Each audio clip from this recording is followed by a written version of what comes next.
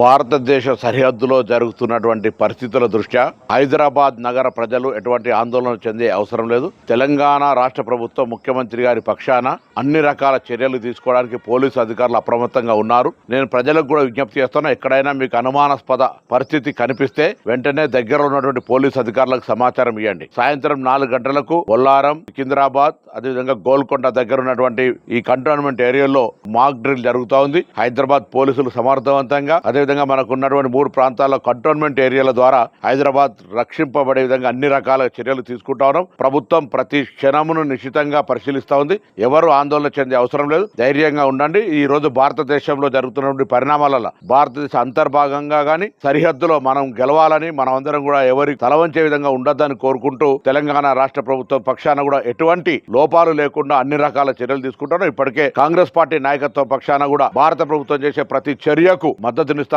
చెప్పినారు. కేంద్ర ప్రభుత్వం ఇటువంటి సంఘటనల సరిహద్దు భద్రతకు సంబంధించి, అంతర్గత భద్రతకు సంబంధించి కూడా కఠినంగా వ్యవహారం చేయాలని కూడా కాంగ్రెస్ పార్టీ తీర్మానం చేసినటువంటి సందర్భంగా తెలంగాణ రాష్ట్ర ప్రభుత్వం రేవంత్ రెడ్డి గారి నాయకత్వంలో ఎక్కడ కూడా సిపి హైదరాబాద్ ఆనంద్ గారితో, సివి ఆనంద్ గారితో, జిల్లా కలెక్టర్ గారితో అందరితో కూడా ఎప్పటికప్పుడు సమీక్షించుకుంటాను. ఎటువంటి విపత్కర పరిస్థితుల్లో ప్రజలకు ఇబ్బందులు లేకుండా చూసుకునే బాధ్యత తెలంగాణ ప్రభుత్వం. ప్రజల భాగస్వామ్యం కూడా అవసరం. ఎక్కడైనా అటువంటి పరిస్థితి ఉంటే దయచేసి అప్రమత్తంగా ఉంటూ సమాచారాన్ని చేరవేయాల్సిందిగా ఈ హైదరాబాద్ ఇన్ఛార్జ్ మంత్రి అందరికీ విజ్ఞప్తి చేస్తా ఉన్నాను.